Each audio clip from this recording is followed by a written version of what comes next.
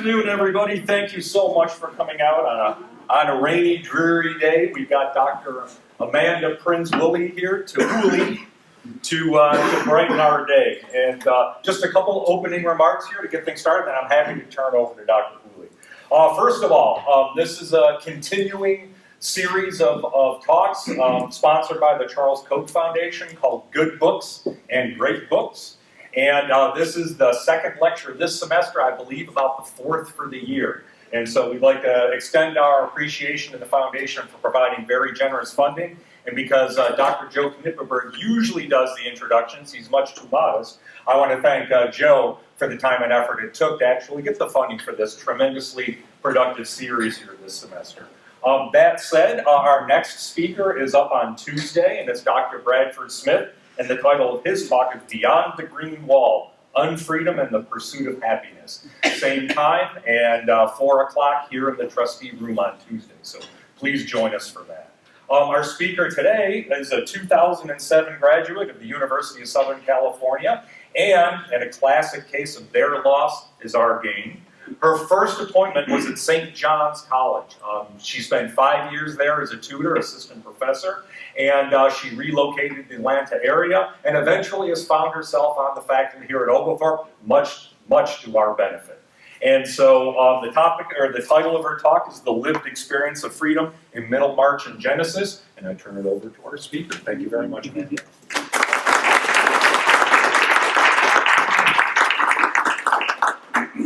Thank you guys for coming out.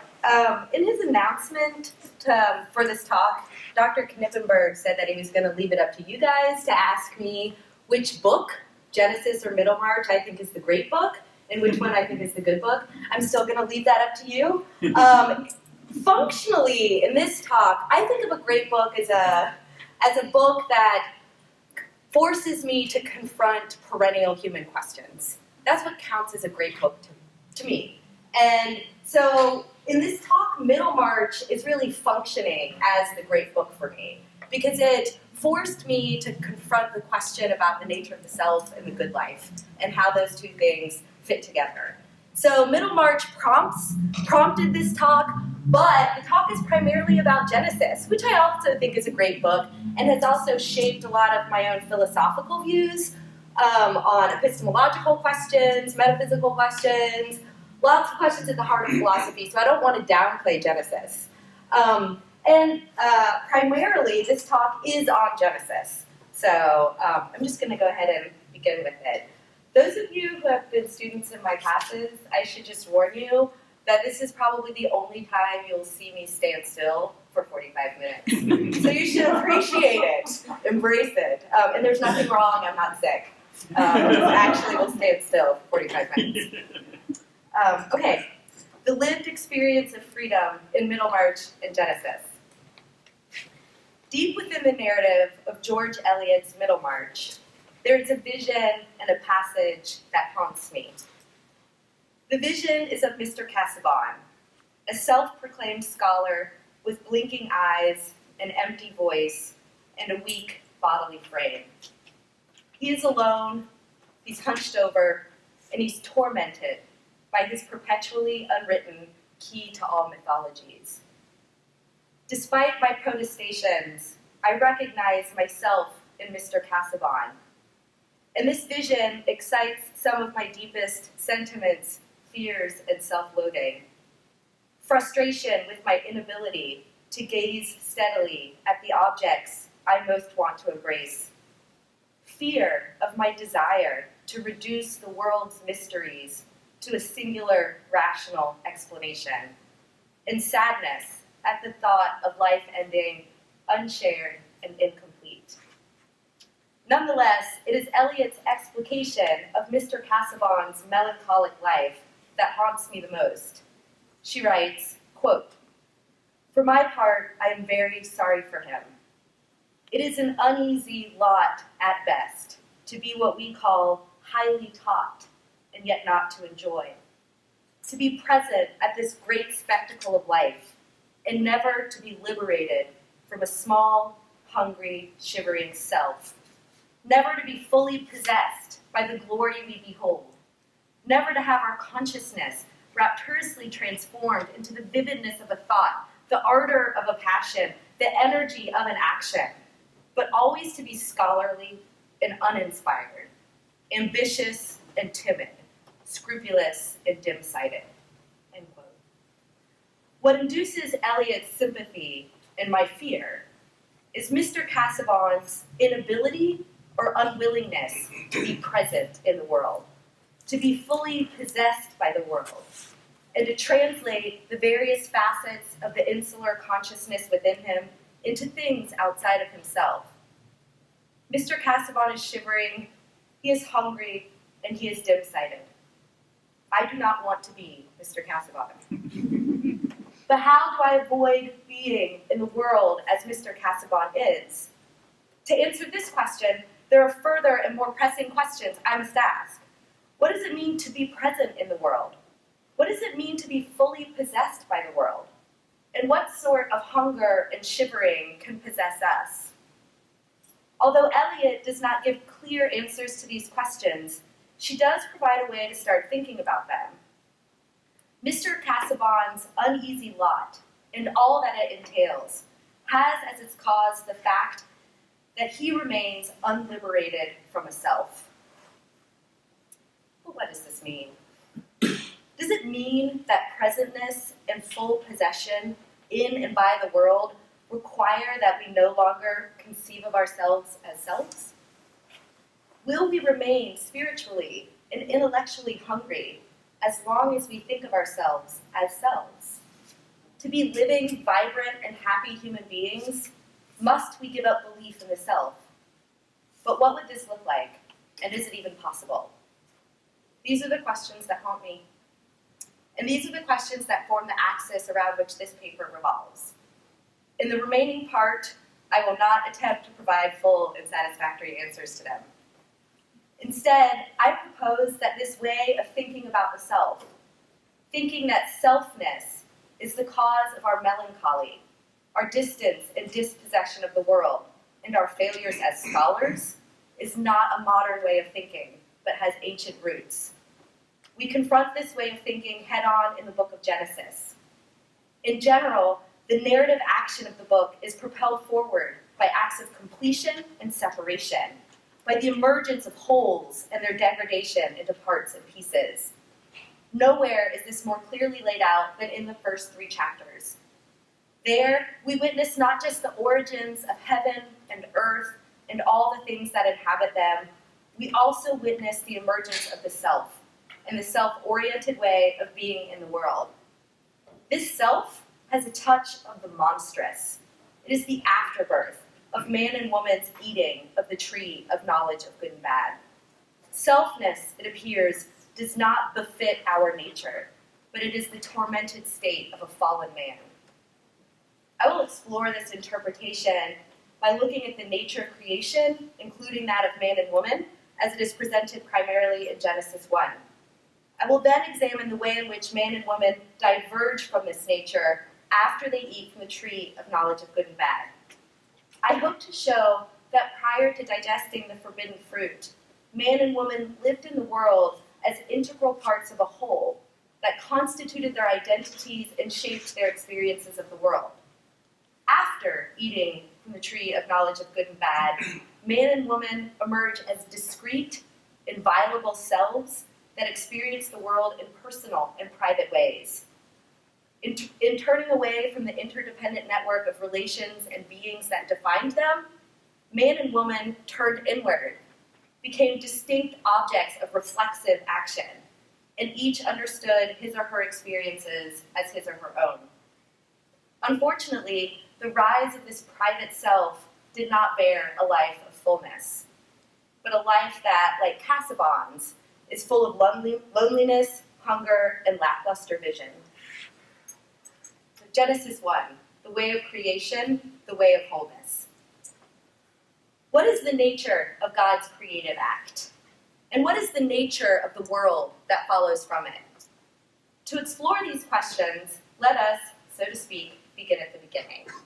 Quote, "When God began to create heaven and earth, the earth being unformed and void, with darkness over the surface of the deep, and a wind from God sweeping over the water, God said, "Let there be light." And there was light. God saw that the light was good, and God separated the light from the darkness. End quote. This passage first draws our attention to the being and presence of God. And yet, almost immediately, we are moved to think that God was not the only being. In fact, as soon as we are aware of God, we're also aware of many more things.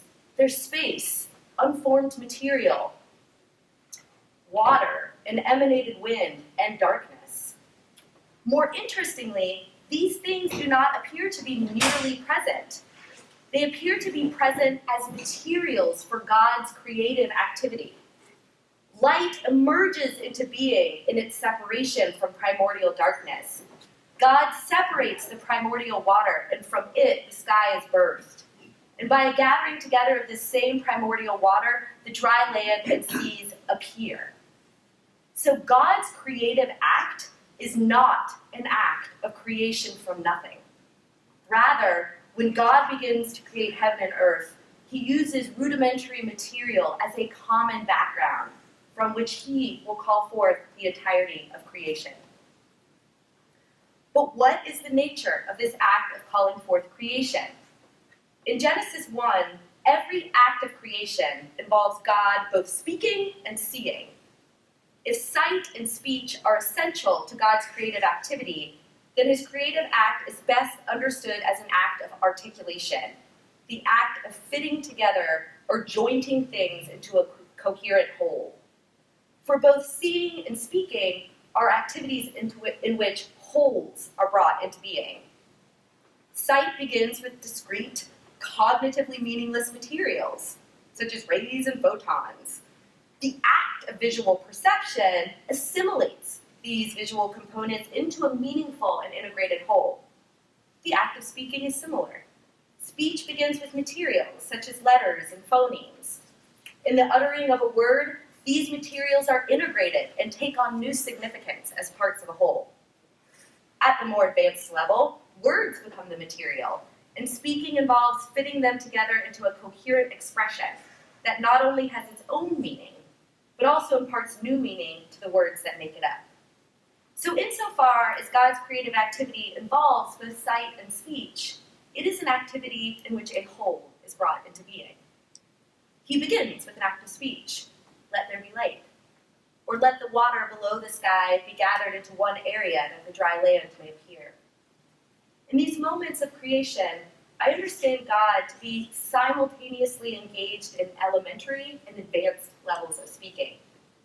He is simultaneously forming words and forming the larger coherent expression of which they are a part. His elementary act begins with a rudimentary alphabet composed of water, emanated wind, unformed material, and darkness. And just as a speaker combines and separates letters to form words, God variously separates and gathers his primordial letters to form new wholes: light, sky, earth, and seas. But these newly created wholes are not independent units, intrinsically disparate from one another. Their meaning is contextual, and their natures are constituted of one another. The nature of light is constituted of primordial darkness. Earth is that which has its beginnings in water. The sea can only be understood in the context of the water above and the earth from which it is separated. This suggests that God's elementary act involves a more sophisticated act of speaking in which God utters his words in the context of a larger expression that determines their meaning and binds them intrinsically with one another. It's as if the words light, earth, seas, and sky are said as part of a meaningful sentence that is never explicitly uttered, but bound up in the very words he speaks. So when God calls forth light, sky, earth, and seas, he calls forth the whole of creation and brings these things into being as integral parts of a whole. But if through speaking, God creates things as integral parts of a whole, then what role does seeing play in God's creative activity? For insofar as seeing is also an act of articulation, it appears to be a redundant component of the creative act. While I believe that seeing emphasizes the idea that God's creative act is one in which a whole is brought into being, I also believe that it provides further information about the nature of this whole. First, wholes that are brought about in speaking are different in kind from those that are brought about in seeing. The whole that comes to be in speech is akin to a harmony, or the wholeness we attribute to a musical composition. In these cases, wholeness comes about over time through an arrangement of disparate musical sounds, and the nature of this whole is principally constituted of the arrangement of its parts. But the whole that seeing brings into being is immediately present, and appears to exist both with the parts that compose it and in isolation from them. This suggests that in speaking and seeing creation, God creates a whole that exists both at once as its own meaningful whole, and as a whole whose nature is intrinsically and reciprocally constituted of the parts of which it is composed. Second, the activity of seeing indicates that God is immediately present with his creation. Literally speaking, seeing requires proximity between the seer and the object seen. More interestingly, seeing involves a reduction of the metaphysical distance between the seer and the object. When we have a visual perception, we are mostly able to determine its source, and in doing so, we give a form or an interpretation to what we see. Understood in this way, when we see something, we determine its nature, and thereby entangle it metaphysically with our own. Likewise, when God sees creation, he's not only near to it, but entangling himself intrinsically with every part of it. Because God's creative act involves sight, speech, and the use of common material, the created world is at once a whole, whose parts are bound together in ties of material and formal kinship. As we read further on in the text, this wholeness of creation is deepened, and the interdependency of its parts is enriched and extended. Quote, God said, "Let the waters bring forth swarms of living creatures and birds that fly above the earth across the expanse of the sky. Let the earth bring forth every kind of living creature, cattle, creeping things, and wild beasts of every kind. Let us make man in our image, after our likeness." And God created man in his image. In the image of God, he created him. Male and female, he created them. Like earlier passages, these verses indicate that God does not create ex nihilo. He directs the waters to bring forth swarms of living creatures, the earth to bring forth wild beasts, and God to make man. And yet here, God explicitly calls forth his creations from materials that are fit sources for them. Water, which initially gave rise to both the sky and the sea, is the appropriate source of buoyant creatures whose natures allow them to inhabit these places. Dry earth is the fit source for heavy animals that graze the land, and God is the fit source of man who will rule creation. So insofar as light, earth, sky, and seas are intrinsically bound up with one another, and insofar as from these things God calls forth more of his creations, entangling them intrinsically in bonds of fitness, all of creation is kin, and every part of it is essentially linked to every other part. Hence, no part of creation stands alone as an isolated and independent unit. This is equally, if not especially true of man and woman. In Genesis 1, man and woman are simultaneously called forth from material that is suitable for their particular creation. Because they come to be through God's speech, they, like the rest of creation, come to be as parts whose nature is constituted of the whole of creation. But more interestingly, they are called forth simultaneously. The simultaneity of their creation portrays man and woman as a mysterious twin, and suggests, T-W-O-N-E, I don't know how else to say it, but that's how I'm going. Okay. So the simultaneity of their creation portrays man and woman as a mysterious twin and suggests that they are substantively undifferentiated beings. In fact, there appears to be no qualitative difference between them.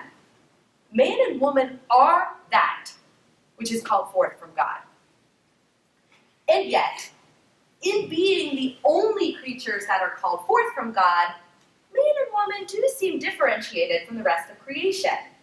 God says, quote, "Let us make man in our image, after our likeness."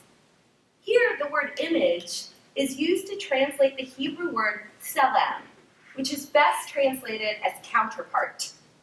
Selem, it should be noted, is different from other Hebrew words that are also often translated as image.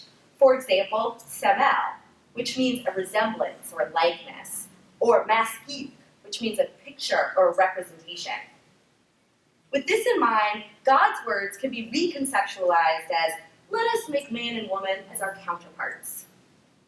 Envisioning man and woman as God's counterparts has interesting implications. First, counterpart is a relational term, and a counterpart is something whose nature isn't defined in terms of something else. If man and woman are created as God's counterparts, then they are created as relational beings whose identities are constituted of God and defined in terms of their relationship with God.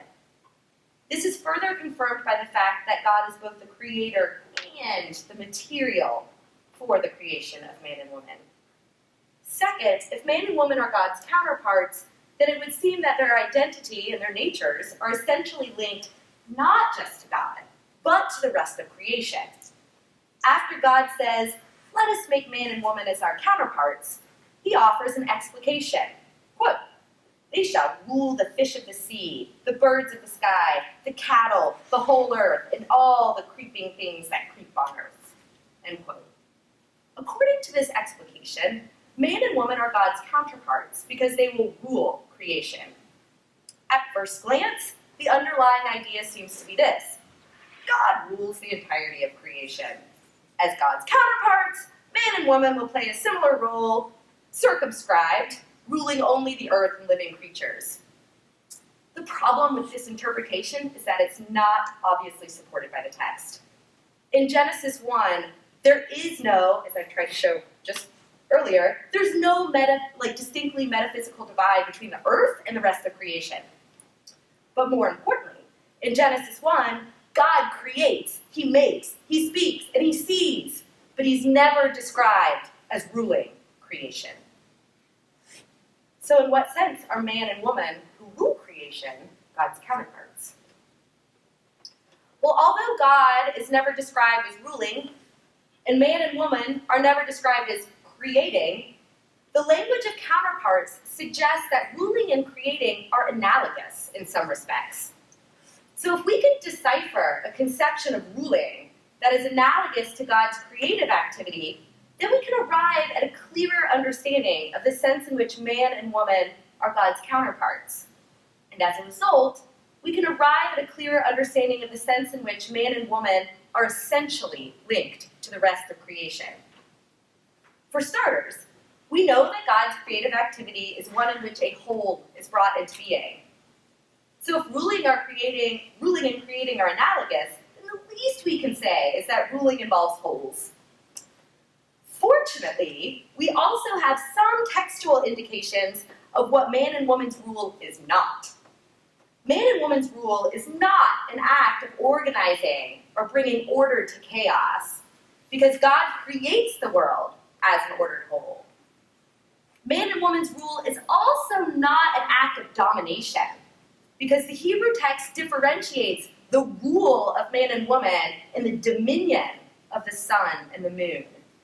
The two great lights are said to dominate in the sense that they overlook the earth, and in conveying information about days, nights, and years, they are the most important aspects of the sky.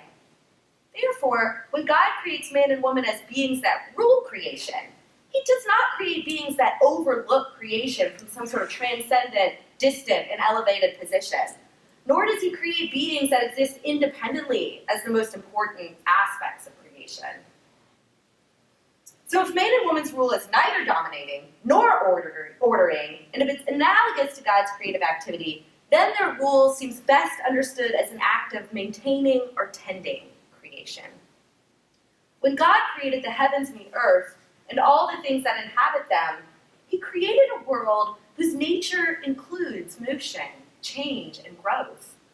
The sun and moon exchange positions in the firmament. The earth sprouts vegetation that bears seeds, and the swarms of watery and dry living creatures reproduce, fill, and consume the earth. If in the midst of these incessant changes, the world is to continue as a whole, then something or someone needs to maintain it as a whole, and to provide those things that allow it to survive as a whole. This, I propose, is the task of man and woman, to maintain creation as a whole. Understood in this way, man and woman's rule is analogous to God's creative act, because it is something like a perpetual reconstitution of the whole of creation. Hence, we now have a clearer understanding of the sense in which man and woman are God's counterparts. God brings wholes into being. As God's counterparts, man and woman play a similar role, maintaining creation as a whole through its incessant motion, change, and growth. We are also now in a better position to see the way in which man and woman's nature is essentially linked and constituted of the rest of creation. If man and woman's rule is an act of maintaining creation as a whole, and if they are an intrinsic part of creation, then man and woman's task to rule is essentially a task to rule themselves. And man and woman relate to creation as a part of themselves. This is a difficult point to digest because we often want to think of identity as personal and the self as an inner reality that is distinct from the external world that it observes, experiences, and rules. But in this case, man and woman are porous and they're unbounded. They exist out there, so to speak, in the cosmic order that constitutes who they are. Therefore, man and woman's relation to the whole of creation is one of reciprocal entanglement. Just as they are constituted of the whole of creation, the created world is what it is because of man and woman. So, incidentally, I just have this as a footnote. I think that this understanding of man and woman's rule goes a long way in helping to explain the belief or assumption that people often make that freedom is an essential and unique characteristic of human beings. Because on this interpretation of ruling, there's nothing external to man and woman to compel their actions. They are essentially free because they are the very thing that they're ruling. This also helps to explain why, after creating man and woman, God does not distinctly recognize them as being good. Instead, following their creation, God saw all that he had made and found it very good. This lack of distinction suggests first that man and woman's identity is constituted wholly of the world to which they belong. It also more interestingly suggests that man and woman constitute the wholeness of creation. And any attempt to distinguish them destroys not only each of them, but also the whole of which they form and that of which they are a part. Hence, God's behavior after creating man and woman is understandable. In creating them, God sees all of creation, whole and complete. Together, all of these observations of Genesis 1 reveal that man and woman are interdependent beings whose identities, their natures, are constituted of God, one another, and the whole of creation.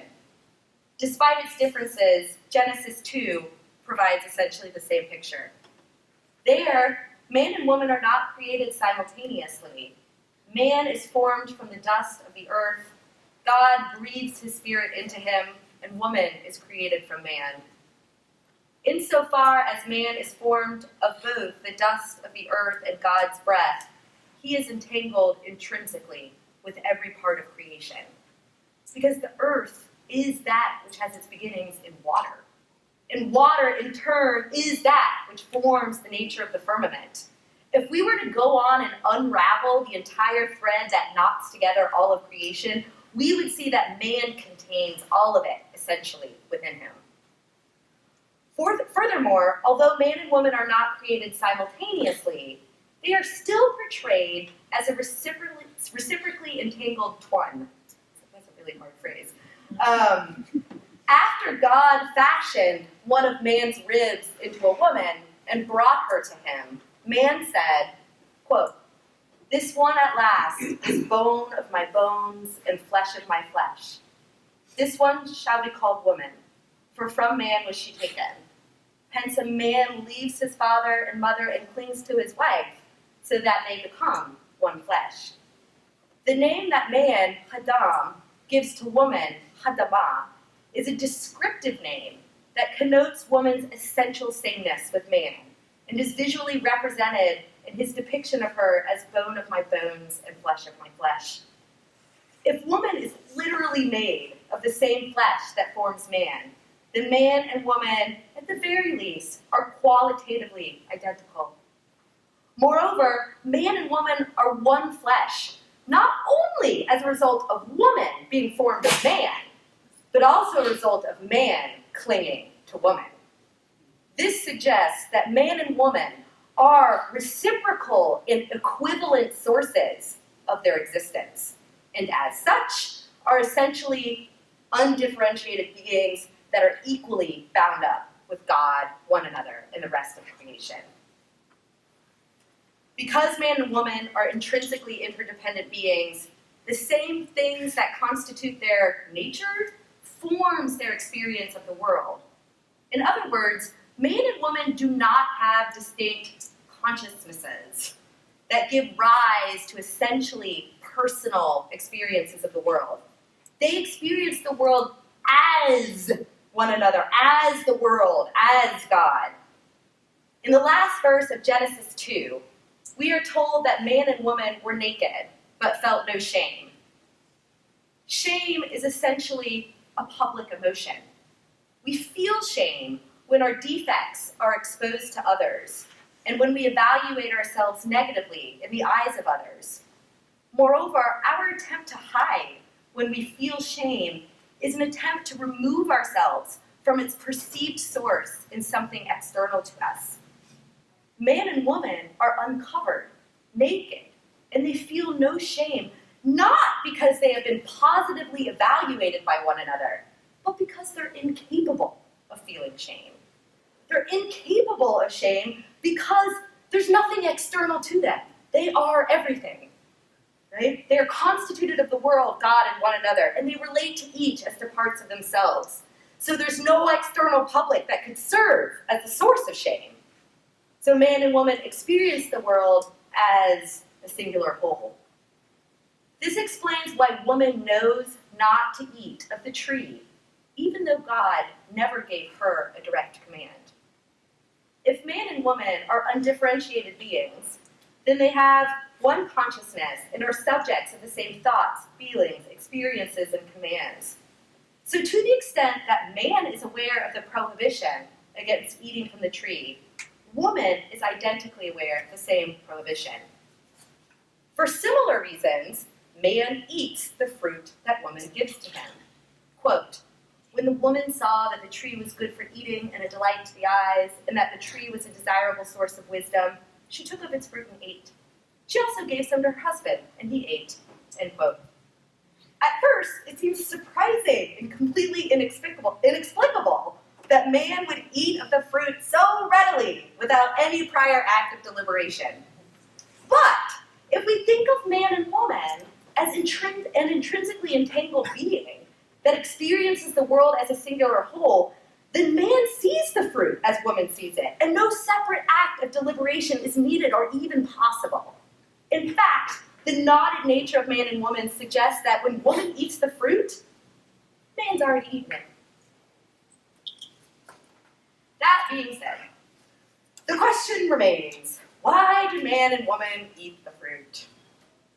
I don't know. It's a little bit beyond the scope of this paper.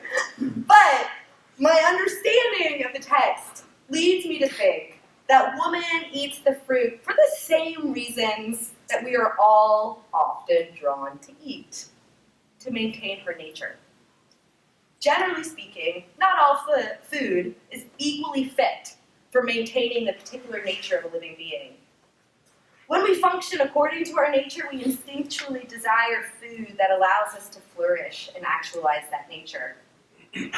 Woman appears instinctually drawn to the fruit and to have a non-propositional awareness that it is food that is good for her. This suggests that the fruit is suitable for woman's nature and provides her with the means to maintain and flourish as the being that she is. If this is the case, then woman is, or at least has the potential to be, divine. And she has a nature that includes knowledge of good and bad, or at the very least the capacity to know it. So hence, man and woman eat because the fruit is beautiful, it's tasty, and it provides them with the means to maintain their already divine nature. Whether or not one accepts that analysis of man and woman's reasons for eating the forbidden fruit, the depiction of them as interdependent beings that are constituted of the world, that shapes their experience, remains strongly supported by the text. In fact, the way in which they are portrayed after they eat from the tree provides powerful support for this view.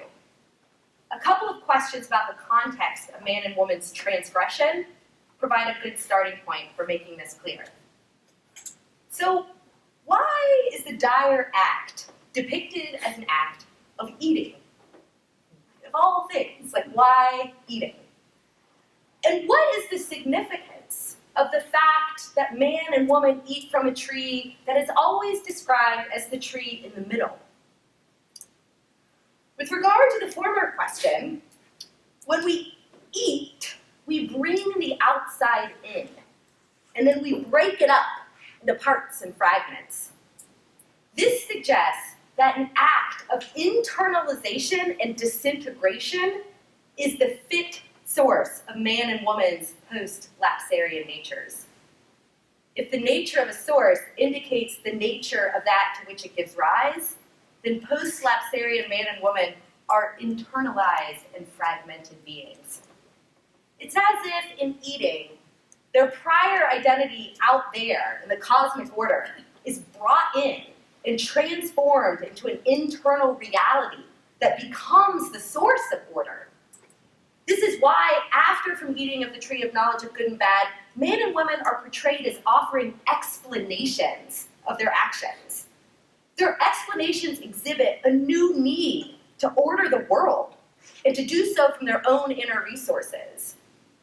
Furthermore, man and woman provide separate explanations, and each is given in terms of personal feelings of fear and anger at being manipulated.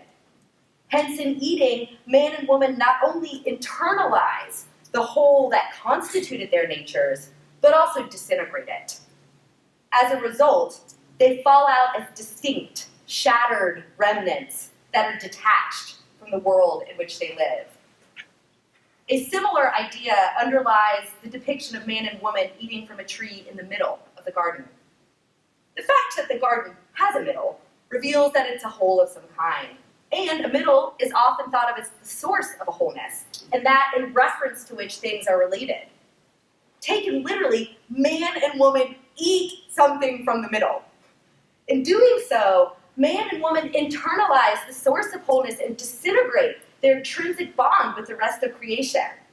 Therefore, the location of the tree, in addition to the act of eating, portrays man and woman's transgression as the simultaneous internalization and disintegration of wholeness.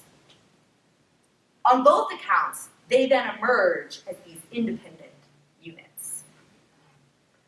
After man and woman eat from the tree of knowledge of good and bad, quote, the eyes of both of them were opened, and they perceived that they were naked, and they sewed together fig leaves and made themselves loincloths, end quote. If seeing, as I explained earlier, is an act of articulation, then after man and woman eat from the tree, each brings him or herself into being as a newly articulated, independent whole. They are also conscious of themselves as independent wholes, because they now see themselves as naked and experience shame. Their experience reveals that a distinction between the internal and the external, self and other, has emerged. For each, the other has become a distinct external subject that is the source of shame. And insofar as each experiences shame and each contrives to cover his or her body, each has become conscious of his or her experiences as his or her own, and each has become the object of reflexive action. Their new awareness of one another as distinct and separate selves is revealed in their actions when God confronts them. When God asks man if he ate the forbidden fruit, he replies, quote, "The woman you put at my side, she gave me of the tree and I ate." And the Lord God said to the woman, "What is this you have done?" The woman replied, "The serpent duped me and I ate." End quote. Although both man and woman admit to eating the fruit, each is reluctant to take responsibility for his or her action. Man appears to blame both God and woman for his action, and woman appears to blame the serpent for hers. In being portrayed as placing blame, man and woman are each portrayed as having an experience or awareness of self-ownership. But the experience of an action as one's own is wrapped up in being conscious of oneself as an independent and autonomous being. Moreover, insofar as man blames woman and woman blames the serpent, man and woman perceive woman and the serpent, respectively, as distinct beings that are also capable of independent and autonomous action. Furthermore, man no longer perceives woman as part of himself, as bone of my bones and flesh of my flesh. Instead, he now perceives her as the being God put by my side, not the one formed from his side. His description reveals their newly disjointed natures and their new awareness of one another as separate selves. Because they are now essentially separate, the names Hadam and Hadamah are no longer fit. Woman needs a new name that does not connote her essential sameness with man. So man renames her Eve. But if man and woman disintegrate the whole that used to constitute their natures, then they become distant and disentangled not only from one another, but also from God. After they covered themselves, quote, "They heard the sound of the Lord God moving about in the garden at the breezy time of day, and the man and his wife hid from the Lord," end quote. In the midst of an account that has emphasized vision, the appearance of hearing is a bit surprising. I propose that man and woman's hearing the sound of God is a new experience. Unlike vision, hearing happens and can happen at great distances without significant proximity between the hearer and the source of the sound. So insofar as man and woman are now described as only hearing God, they appear distant from God and less familiar with his presence.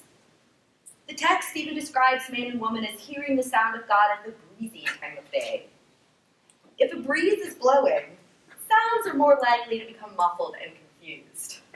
Therefore, man and woman not only have difficulty locating God, but also hearing the sound of him at all. This new distance and separation is exhibited in their attempt to hide from him.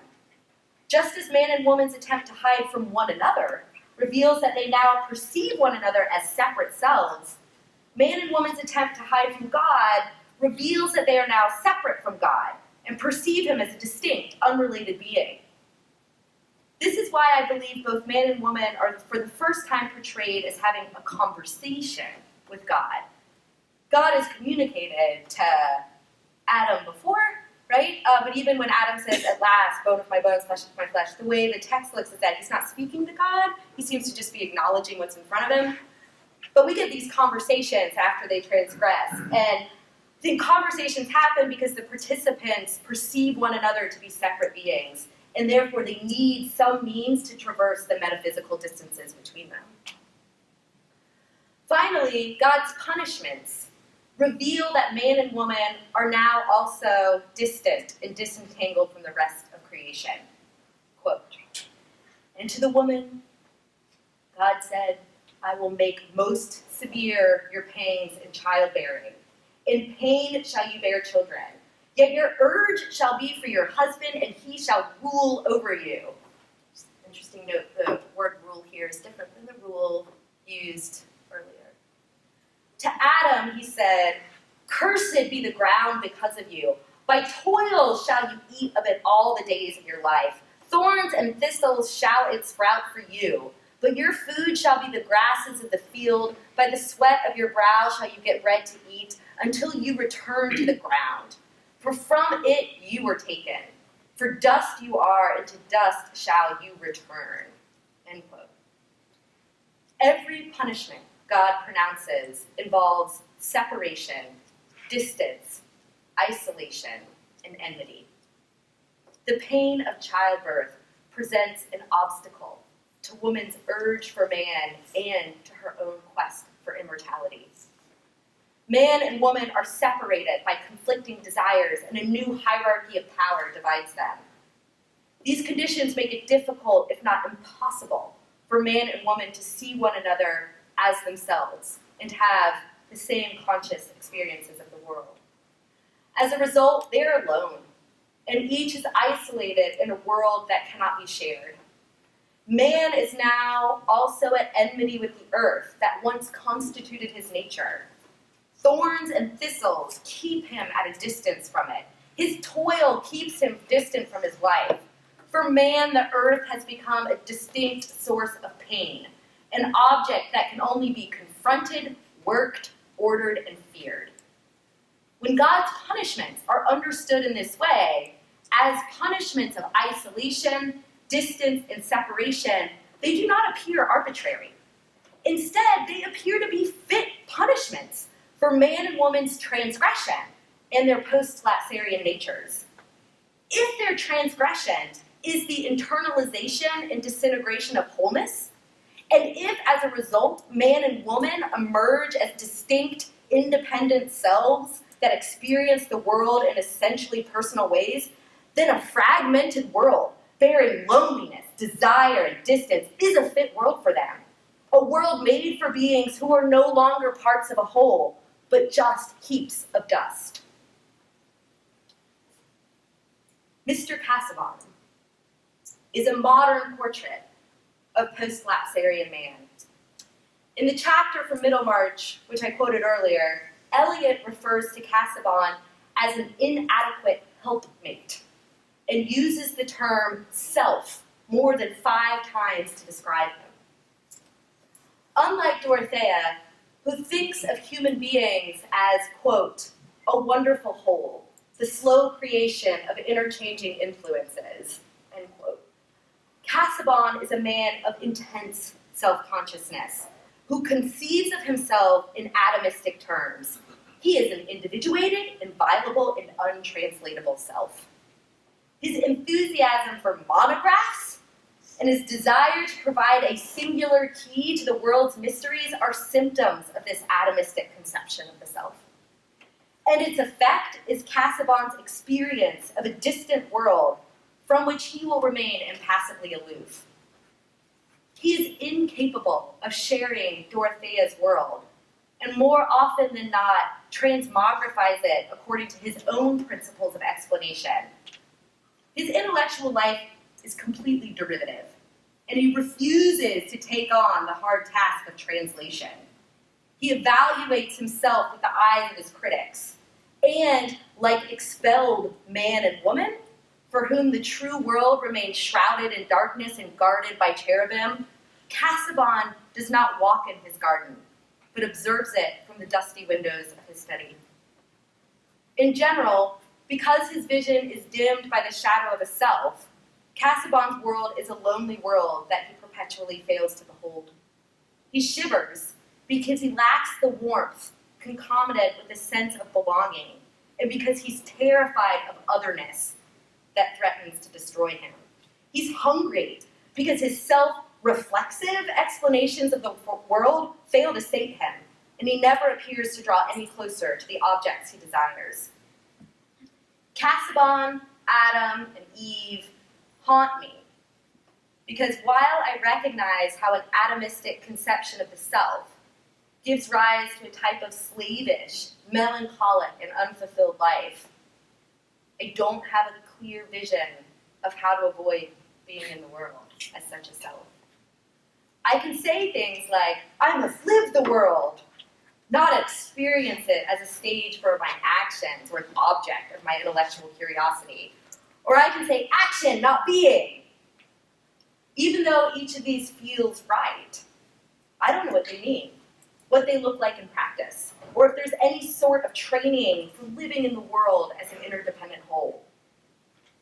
And yet, just as Eliot provides us with the means for thinking about the cause of Casaubon's melancholic life, she also hints at a means for conceptualizing a non-self-oriented way of being in the world. One of the many things that Middlemarch is a story about love. Perhaps the closest we get to our interdependent, intrinsically entangled nature is when we engage in the activity of loving. When we behold the world with the eyes of another, or with the eyes of that mysterious third being that emerges in loving. Perhaps love is also the best prescription for us as scholars. To avoid Casaubon's failures, and the hunger and the shivering that possesses him, we must attempt to cross the distances that presumably separate us and take on one another and the world as parts of ourselves.